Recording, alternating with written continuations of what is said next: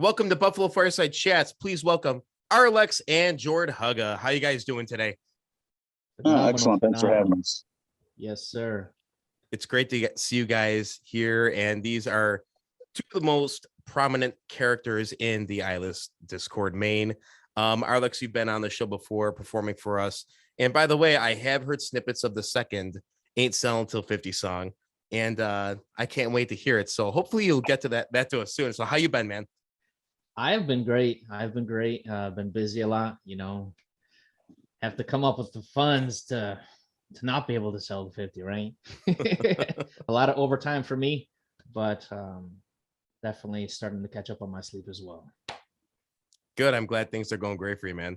Jordhuga, which I always pronounce Jordhuga. And so now I stand corrected. So Jordhuga, you've been doing a lot of work. Most recently for the Discord, you've been doing some work on dividends. And so why don't you explain a little bit about what you've been doing for that?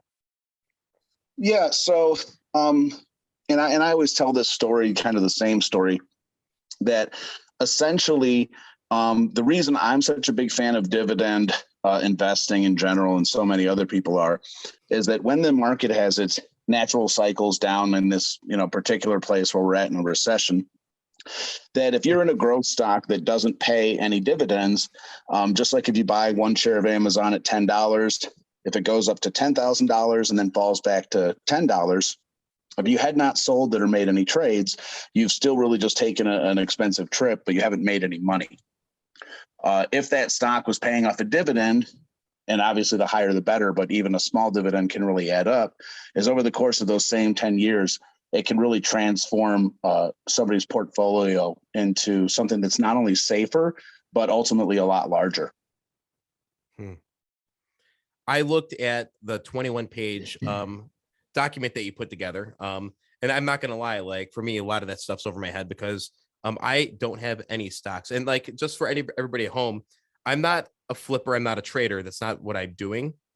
I consider myself an investor. I try to find stocks that I can buy on the cheap that have a prominent future. And ILUS is definitely one of those. And so I want to get as many shares as possible. So hopefully in 5 to 10 years, we will be talking about dividends for ILUS.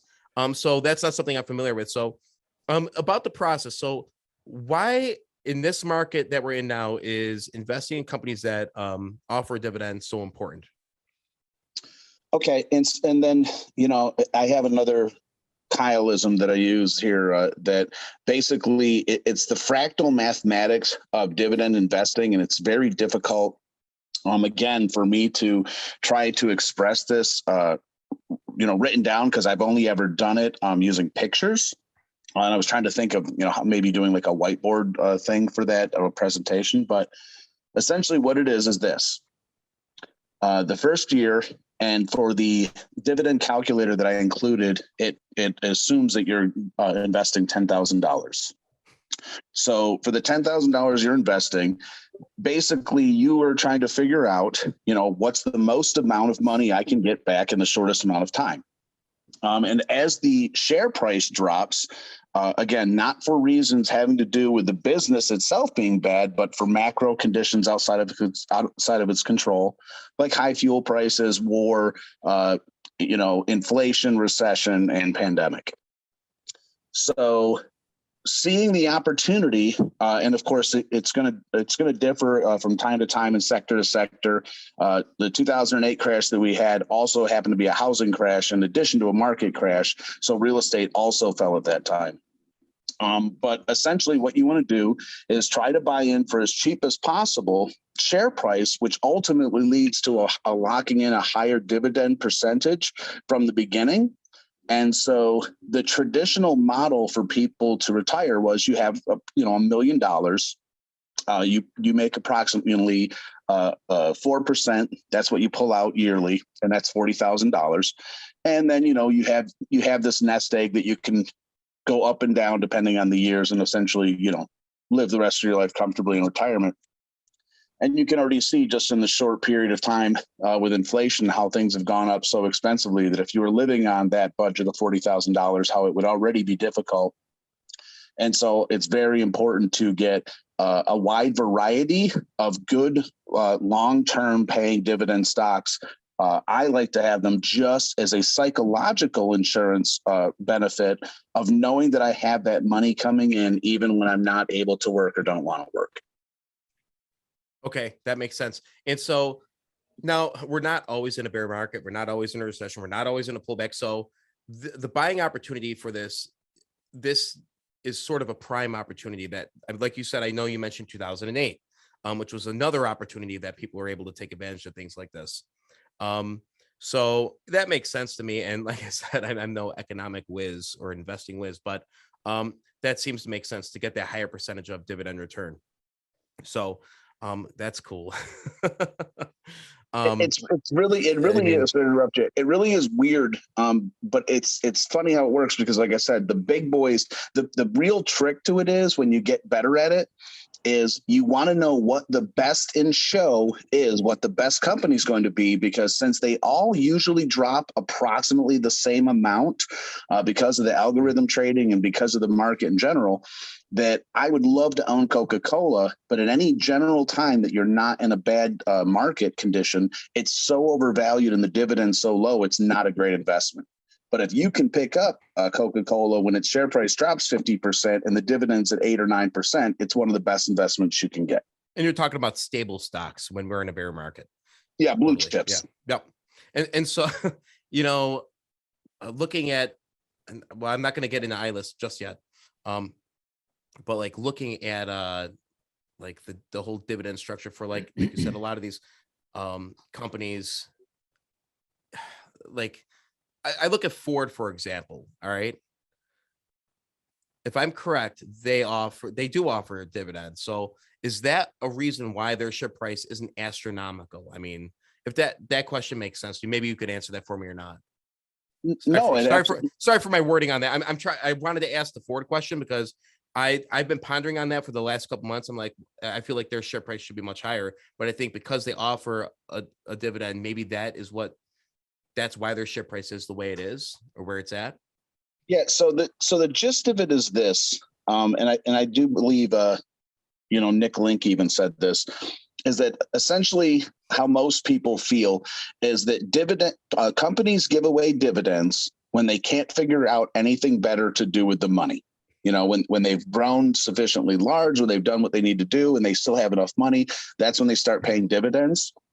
And so to answer your question, like specific to Ford, is that most companies, and of course it obviously depends on the structure of the dividend, most companies do not have the same amount of share price growth as they would normally, because if you're using the money that every other company uses to reinvest in itself to build the share price, and you're giving that money to investors, you obviously can't have your cake and eat it too. So from that perspective, you would not expect the share price of Ford to go up as much as, say, another automotive company if they were paying a super high dividend. Just traditionally. But again, depending on the sector and depending on what you're doing, there's MLPs, which are Masters of Limited Partnerships, and then REITs, which are real estate investment trusts, that have dividends over 10% pretty normally. And that would be considered very good and very high. That's awesome. Thank you. And I'm sorry, I was a little distracted when I was asking that question because my dog came in here. So I was like, all right, what is going on? Yeah, just to piggyback, because the nature of your question is how I like to invest, is that it's exactly that reason, is that when the prices go down, that's when you can jump in so effectively and do such a good job. And that's why it's so important to understand that connection between the share price and the dividend, is that most companies that pay a high dividend don't pay that well. So if you can find an example like REITs and this and that, in the particular sector of REITs, which remember is real estate investment trust, that because the real estate has already been paid for, because lumber and everything else has gone up exponentially higher due to the pandemic and the just general issues from the pandemic, that it's so much more expensive to build a house or to do any of these other things, that all the rents and everything else went up on buildings and real estate that was already owned by these people. So we got all the profits, and it didn't cost us any more money. And because by law, they have to pay out 90% of any profits to keep their tax status, which is by definition a REIT. It's a pass-through entity where they pass through the savings to us, and then we have to pay the taxes on it. Then it's just a much better way to go. And then, like I said, whenever they sell a big piece of real estate or something else, you can end up getting a special dividend or just a really nice dividend. I knew it. I knew you would bring this right to real estate. I knew it.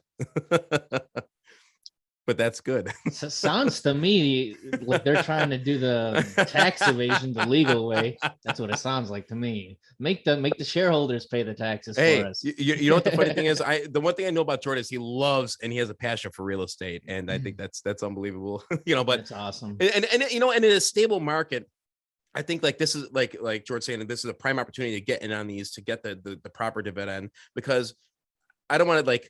Some really strong stocks are very boring in a stable market. They're performing accurately and they give a dividend. So you're not going to get massive short-term growth in that, but you're going to get long sustainable growth.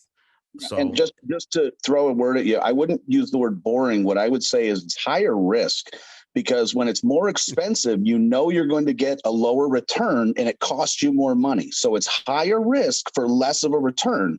And so when you reframe how you think about these fire sales when the market's really bad, is that everybody who's new is scared because they see their money burning. Everybody that's old goes, hey, money's on sale, grab the wheelbarrow. Yeah. All right, and next Arrrlex is going to perform his new song. No. I'm just messing with you, man. So how excited were you guys? And I got to ask this, and I'm going to throw this to Arrrlex. When everything came out with the 51% ownership for ILUS, for ERT, for WSFT getting quality, how excited were you when you heard that news? I was stoked for a few reasons.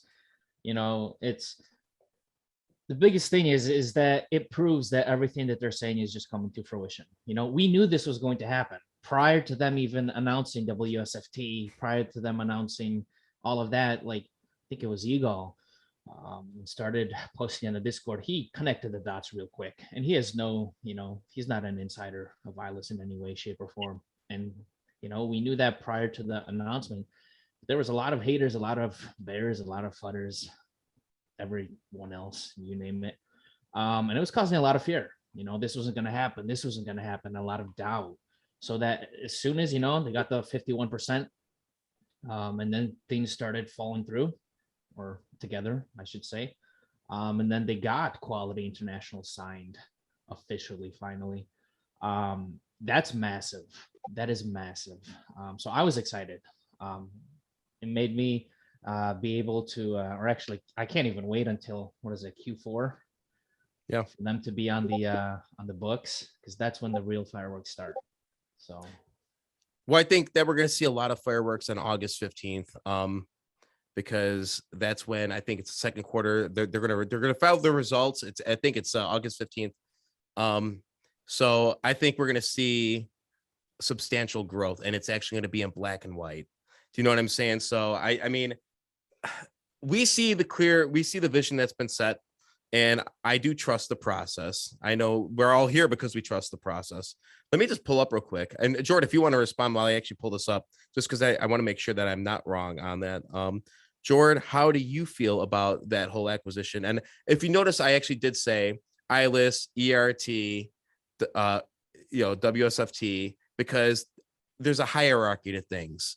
And people need to understand that everything that happens to the subsidiary, everything that happens to the different division is going to positively, hopefully, impact the parent company, that being ILUS. So, Jord, your thoughts on the whole $100+ million acquisition? I mean, first of all, I was overjoyed, and I never ever find myself to be left standing in a spot where I cease to be amazed by the amount of work that ILUS does, the quality of work, and how quickly they pull these things together. And I also constantly, when I answer any of these questions, I try to think of where we would be if we were still in a bull market and it hadn't reversed.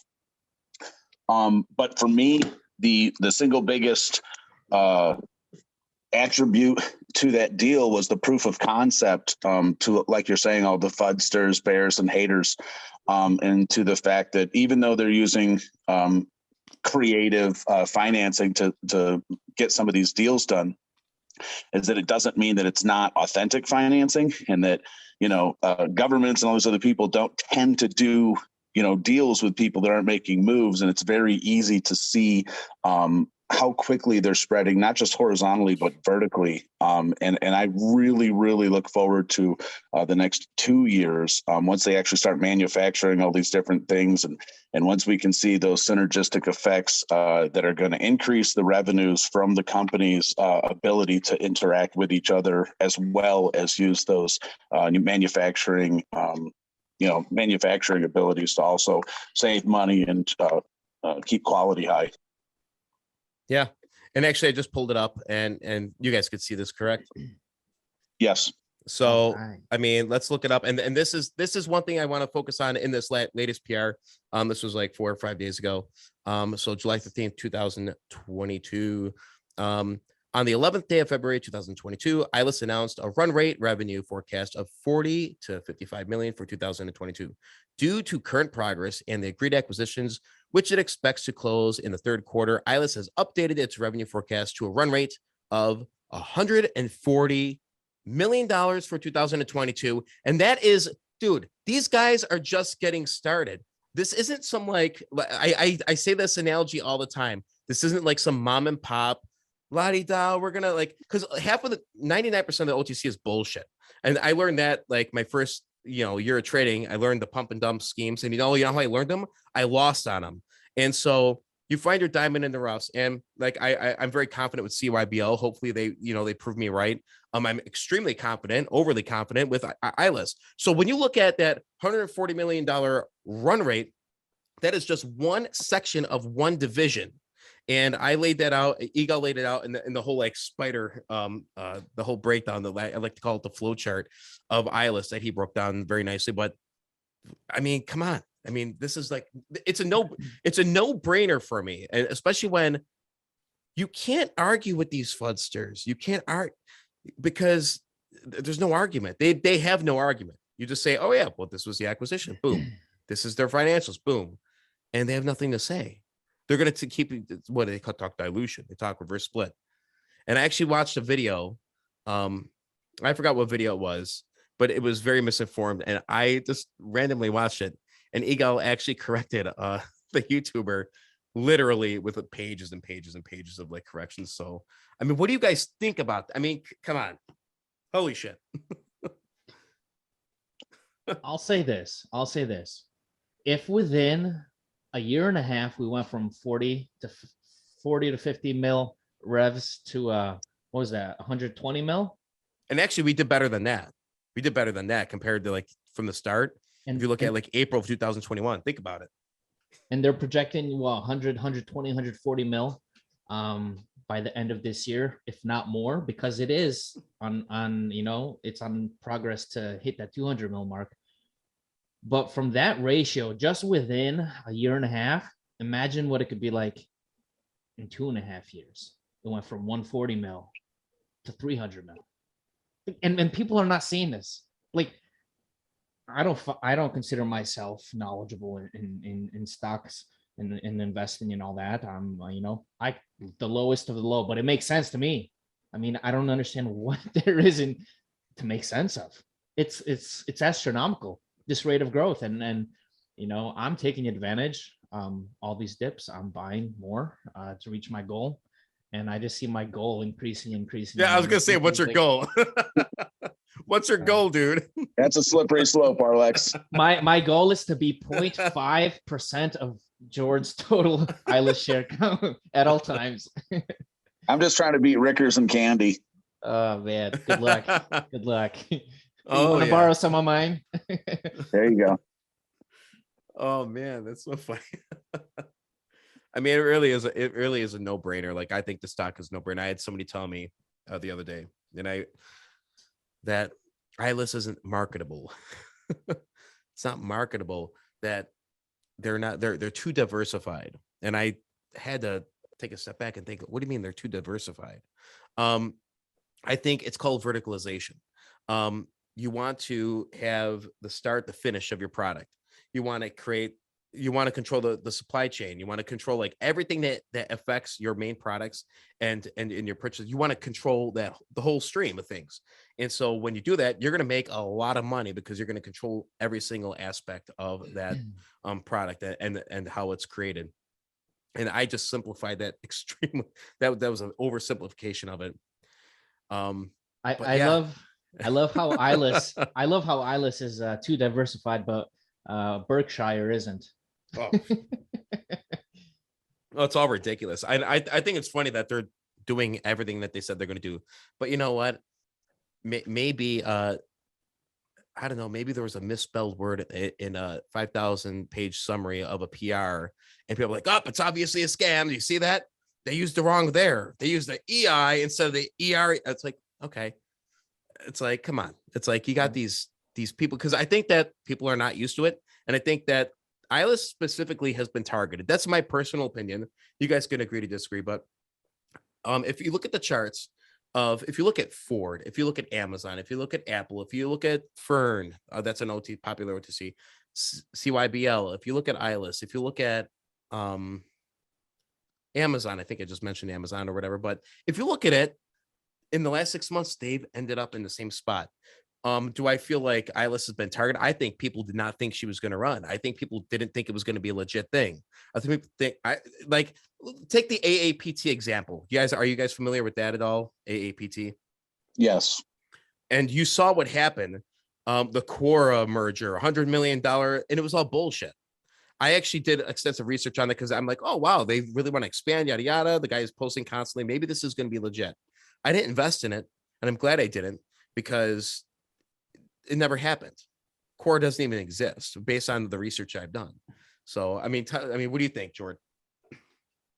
Well, a pro tip I would share with everybody, and it's really eye opening. I'm a big context person, it's all about, this and that. We talk about ILUS. Well, you can't talk about ILUS without talking about the fact that it had a huge run from 4 cents up to 51 cents. And then it slowly came back down in a short period of time. And so a lot of the issues that I see with those is basically you have to look at the broader markets, right? You have to look at the bigger context. ILUS has done amazing considering that it held up and it didn't give back all those returns before any news had ever come up, including the news that we now have, but at that time we did not.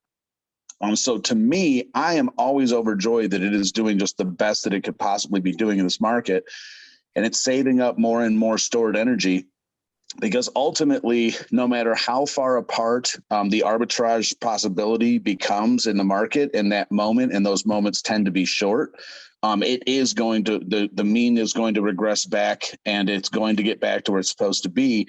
And in approximately a year or two, when everything starts to really return back to normal, there's no reason to think that we're going to be anywhere other than the $2, $2.50 that we're supposed to be at.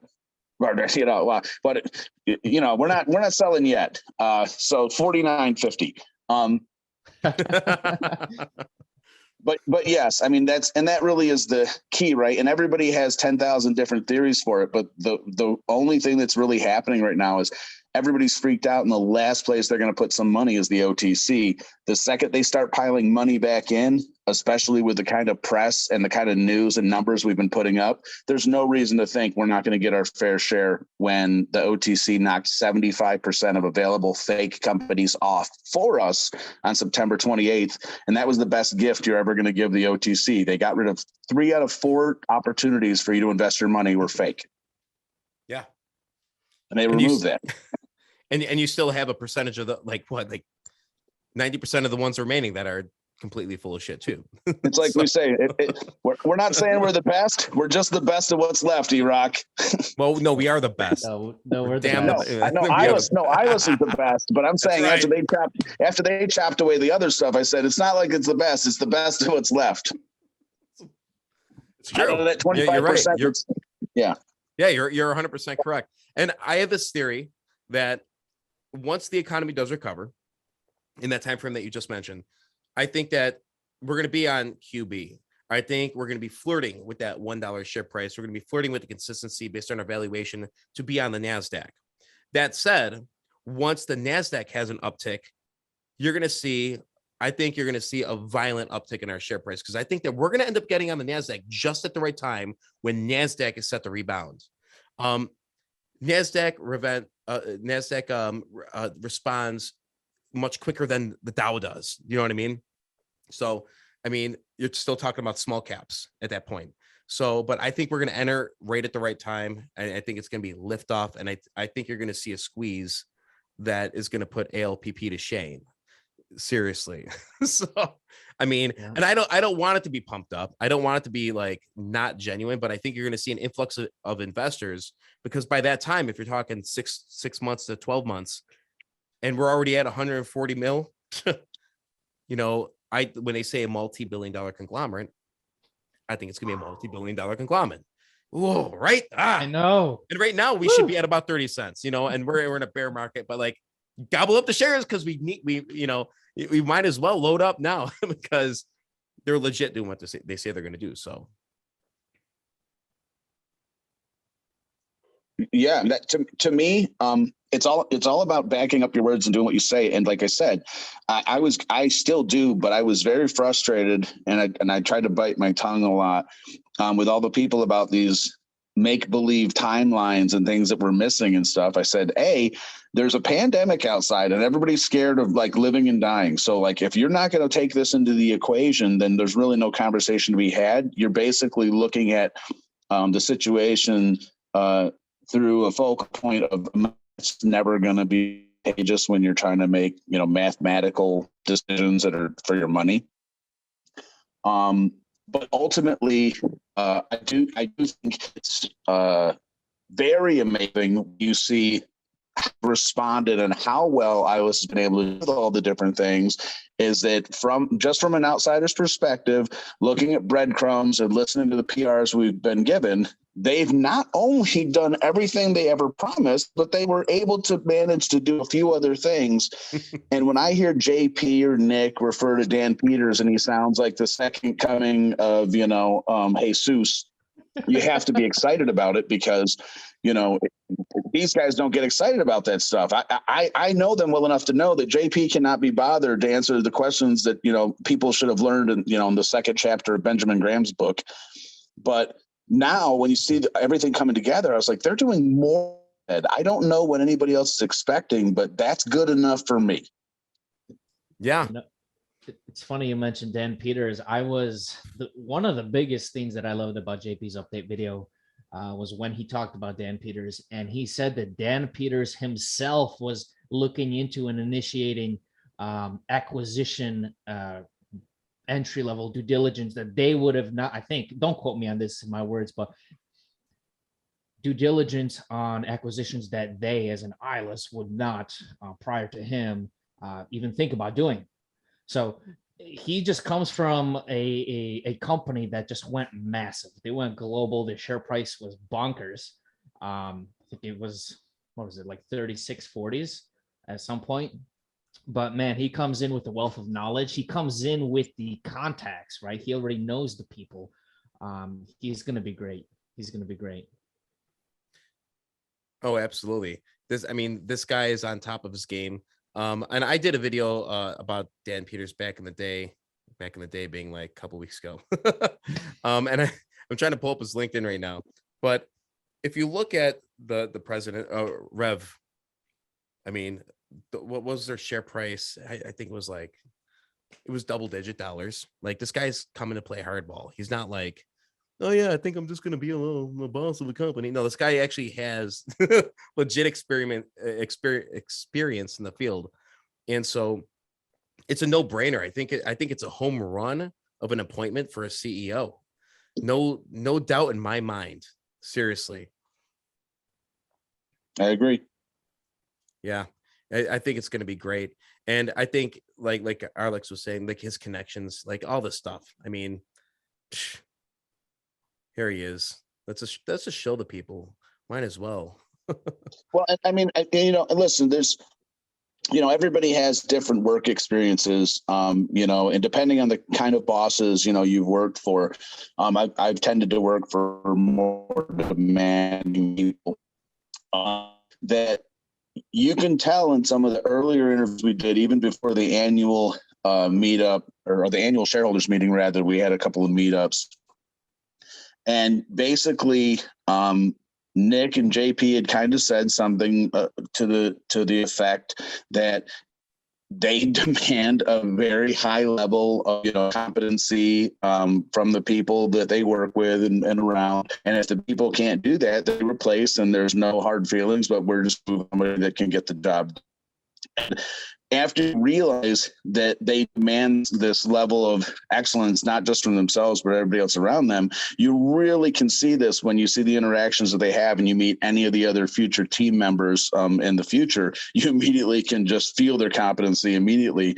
And if you look at most other OTC companies, and I didn't finish that pro tip, you just want to look up any news that they give you. You want to go and look that up with Google, because it shouldn't be only one news feed from the newswire. It's supposed to be sourced from another article somewhere in the world, and it almost never is with the fake companies. It's just going to be the newswire, because that's the fake post. It's not actually referencing a real story.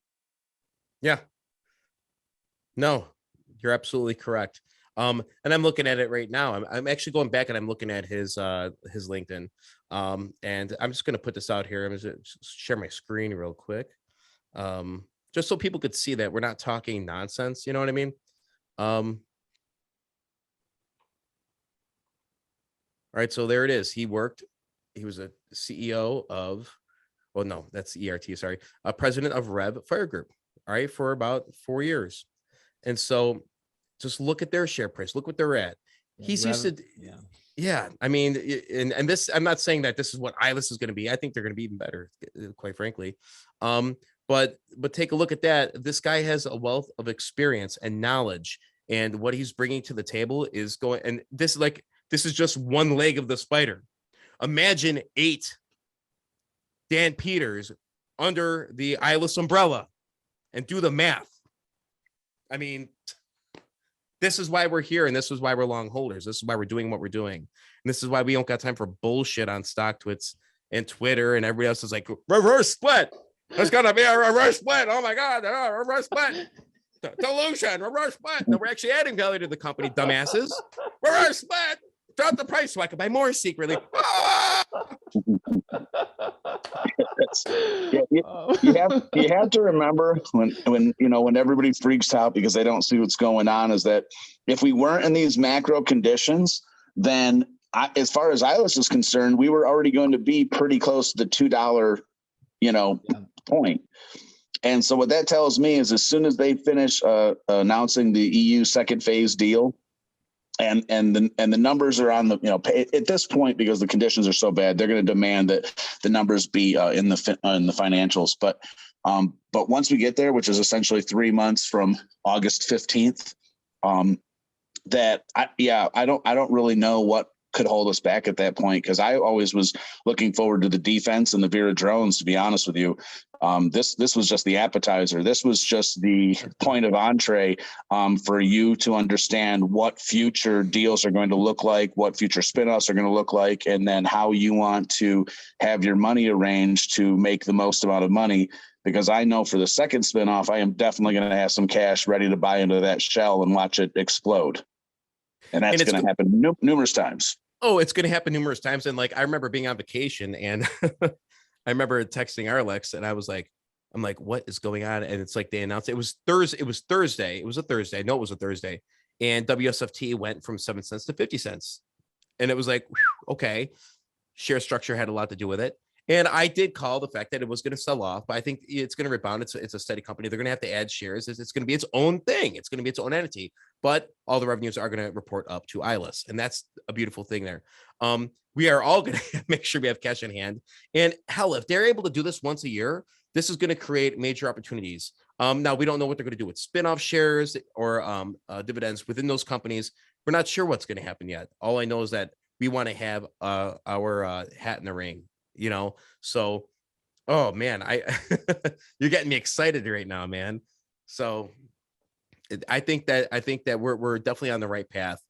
This is just one little segment of what they're doing. So, thoughts, Mr. Arrrlex?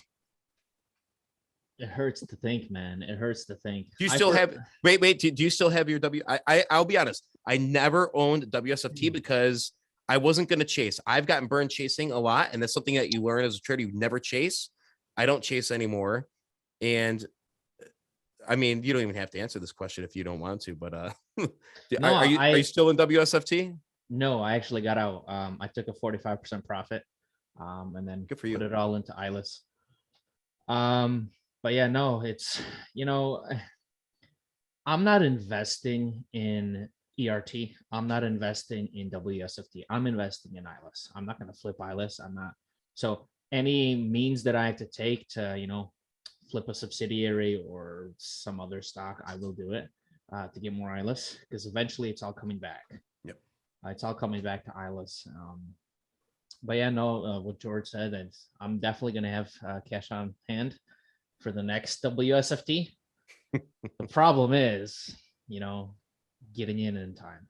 That's the issue, because I think you were doing something. I was at work. I come back and it's through the roof. I was sitting there in awe. I'm like, it's sort of like one of those moments where like, son of a bitch, and it's just like there's nothing you could do about it. And I was actually very happy. I'm like, man, the people that are on this and are able to get in, they got to ride that wave twice. Yeah. Actually multiple times. I mean, but for that big jump, I mean, there was a pullback, I think, to 18 cents. I might be wrong. But that's awesome. And so now that we I'm not going to say it's going to be the same every time. But as investors, and there's not many of us out there yet, I say, because I think there are going to be so many more ILUS investors in the future, obviously. But now we sort of know how they're going to do things and how they're going to pull money back to the parent company, at least to impact positively impact the share price. So, oh man, I remember just sitting there and was like, woo. And like, I was around people that had no idea what the hell I was like. I was happy just because I was happy, because I'm like, wow, this is some major shit going on. This is actually going down. This is actually really happening. People are like, what's so, like, you say, well, the WSFT, and okay, I'm just going to shut up because I looked like a maniac when I was trying to explain this, My wife was just sitting there like, we're with family, and she's like, just stop for once. Can you not mention ILUS for one day? And I told her, I go, listen, babe, no, I can't do it. You're telling them, I'm sorry. Listen, I'm sorry about this WSFT. Just to make it easier for you guys, we sell fire trucks. We sell fire trucks. So, hey, did you tell your wife that you changed your dog's name to ILUS? She doesn't know that yet. Nah, I could never do that to Daisy. That's why Daisy's always like in and out, like she's checking on me. She really is. She checks on me. She's my homegirl. No, she's good. It's because I give her bacon and eggs like 3 days out of the week, so she gets very excited about that. It's one way to do it. Bribery. Wow, that dog really has taken a liking to me. What can I say? So what else is going on with you guys now that we've that's hey Rickers, I know that you wanted those 100 likes. This is an ILUS love fest going on right now, brother. So I hope this suffices. And no, guys, Rickers is really not AI. The last sketch was a joke. All right. I beg to differ. Oh boy. I beg to differ. I think you're trying to cover it up. Ooh, yeah. I see where this is going. Yeah, I met him in person, and I'm not sure. Oh man, I'll tell you. Just telling you, they're doing some pretty amazing stuff with CGI and tech nowadays. I know. Maybe this guy. We were in Vegas. Yeah. I think the only way to start to disprove this is to get him on and have the people decide for themselves. That makes no sense to me. I think that if we ever hit the dollar mark, I will like mandate that he come on this show. And he could tell me to screw it off, but I'm saying it would be great. We're going to take just a quick break, and we're going to come back with some closing thoughts. Just because we have about 15 minutes left. So, Jord, please hold on to what you were just going to say. So we'll be right back. An important message for people who spend time alone. I may have died if I hadn't been wearing it. I'm alive today because of it. It saved my life. If you spend time alone and worry about how you get help if you fell, had a medical emergency or an accident, protect yourself the way these people do with Life Call, the 24-hour emergency response service. Simply by pressing this button, you can instantly summon an ambulance, your doctor, your family, even your next-door neighbor, all without picking up the phone. Just press this button, speak into the air. I've fallen and I can't get up. We're sending help immediately, Mrs. Fletcher. Don't be caught alone. Call this toll-free number now for your free, no-obligation information about Life Call. It saved my life. It saved my life. And it can save your life, too. Life Call works. For free information by mail, call 481-2585. Out of town, call 1-800-668-1470.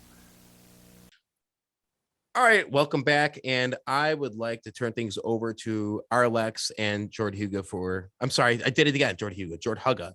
Man, I got to get my head out of my ass and actually start doing the right thing now that you corrected me. Hey, Damn it. soda or pop. It's a regional thing. It's not like we're all basically from the same area. Well, you could do soda pop. All right, best of both worlds. I had a kid tell me once, he's like, you can't say soda pop. I go, well, you say soda, I say pop. Why can't we just merge the two? What the hell? You're going to really pin that on me? So, Jord, let's start with you. Final thoughts for this evening. Just, the big one for me is, like I said, I never thought, like Arrrlex said earlier, I never thought I would reach my goal, because the price was moving up so quickly. And even though I bought up into the 30s and 40s, I just never thought I was ever going to come anywhere near my goal. And it just kept dipping all the way from, I think the most I paid was 44 cents down, back down to 8.5 cents I'll be paying on Monday. That now, not only have I doubled my share count, but I remember the excitement and just the general demeanor that I had. Like I just felt like I could take on, Jack Johnson in a boxing match when I was doing great before, and I had less than half the shares I do now.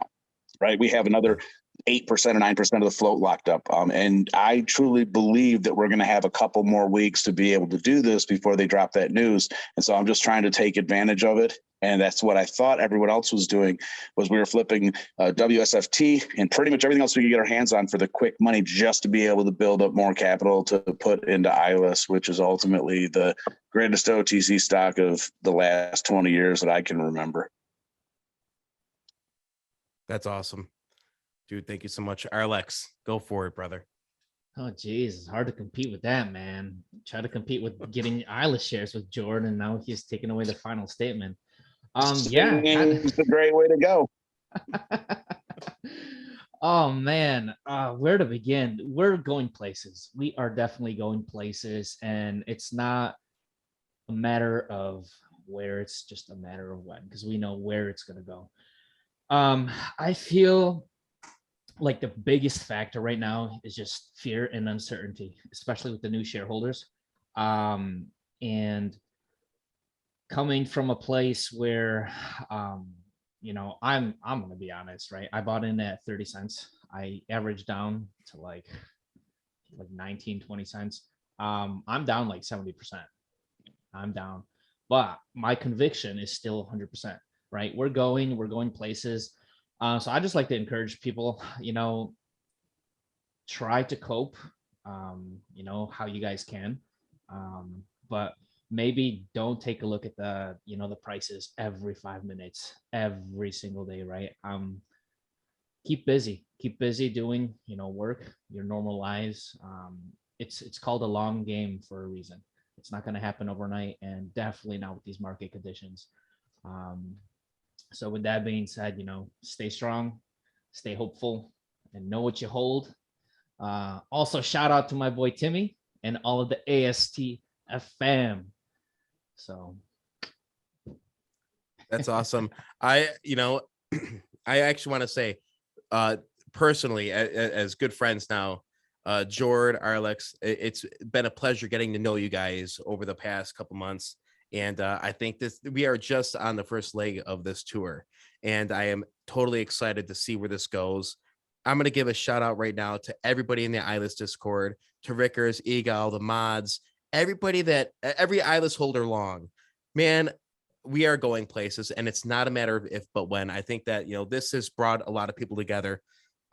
Guys, thank you for joining me tonight. This was special. I know that we tried to do this last week and schedules don't line up sometimes, but like, hey, what the hell, we're here, we did it. And to everybody watching this video, please like, share, subscribe. These guys are awesome. And let me tell you, and remember this, there's more. You know this is coming. There's more that binds us than breaks us. You guys have an awesome week, and we will see you very, very soon. Peace.